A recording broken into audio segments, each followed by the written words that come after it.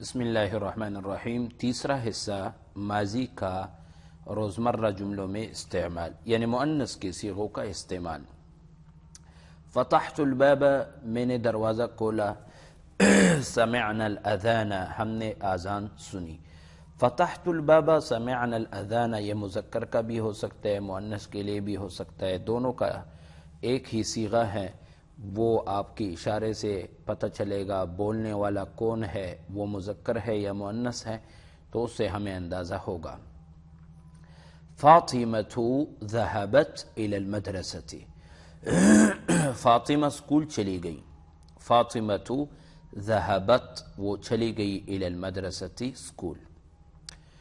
فاطمۃ وعائشۃ رجعتا الی البیت، فاطمہ اور عائشہ گھر واپس آئی۔ رجعتا، رجعتا، وہ دونوں آئی، وہ سب آئیں۔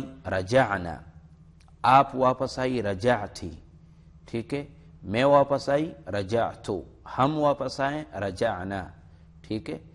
النساء طبخن الطعام، عورتوں نے کھانا پکایا۔ طبخنا جمع کا صیغہ ہے نا، غائب کا۔ طبخنا، طبخت، طبختا، طبخنا، طبخ یطبخ کا معنی ہے پکانا۔ حل طبخت الطعام، کیا آپ نے کھانا پکایا ہے؟ حل طبختی الطعام، کیا آپ ایک عورت نے کھانا پکایا؟ لماذا ما ذهبتما الى المدرسة یا فاطمة وعائشة، لماذا کیوں، ما جو ہے نفی کے لیے ہے۔ ما ذهبتما، ذهب، ذهب، ذهب سے تما، ذهبتما، ذهبتی، ذهبتما، ٹھیک ہے۔ ما ذهبتما، کیوں نہیں گئیں تم دونوں الى المدرسة، مدرسہ، تم اسکول کیوں نہیں گئیں فاطمہ عائشہ؟ هل اکلتن الطعام، کیا آپ سب عورتوں نے کھانا کھا لیا ہے؟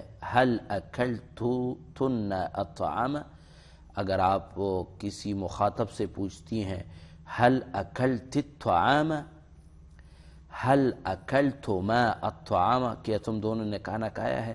تو خلاصہ یہ ہے کہ اس یہاں پہ آپ کو نظر آ رہا ہے کہ مؤنث کے صیغے ہم عربی بول چال میں بھی اس طرح استعمال کر سکتے ہیں۔ اگر وہ غائب ہے تو غائب کا صیغہ، اگر دو ہے تو تثنیہ کا، اگر جمع ہے تو جمع کا، پھر جمع غائب، جمع مخاطب، یہ سب آپ اس طرح استعمال کر سکتی ہیں۔ مشق، درج ذیل فعل ماضی برائے واحد مؤنث سے تثنیہ اور جمع بنا کر مکمل کرے۔ یہاں پہ اکلت، اکل یاکل کا معنی ہے کھانا، کھایا، کھانا کھانا۔ اکلت یعنی کھایا اس ایک عورت نے، اکلتا کھایا ان دو عورتوں نے، اکلنا کھایا ان سب عورتوں نے، اکلتی کھایا آپ ایک عورت نے، اکلتما کھایا آپ دو عورتوں نے، اکلتن کھایا آپ سب عورتوں نے، اکلتو کھایا میں نے، اکلنا کھایا ہم سب نے۔ آپ نے کیا کرنا ہے؟ یہ چار ابواب ہے، چار صیغے ہیں، چار فعل ہے، ان چار فعل سے آپ نے 8 صیغے بنانے ہیں ترجمہ سمیت۔ شربت، کون بتائے گا شربت ان 6 اوزان میں سے کون سے وزن پر ہے؟ وہاں پہ 6 اوزان میں سے ہم نے ایک وزن پڑھا تھا نا، کون سا تھا؟ سمعہ، سمعہ، تو یہ اسی وزن پر ہے، سمعت کے وزن پر شربت، معنی اس کا ہے پیا اسے ایک عورت نے۔ شربت، شربتا، شربنا، شربتھی، شربتما، شربتن، شربتو، شربنا۔ آپ نے اسی طرح ذہبت سے بنانا ہے، چلی گئی وہ ایک عورت۔ سمعت، سنا اسے ایک عورت نے۔ دخلت، داخل ہوئی وہ ایک عورت۔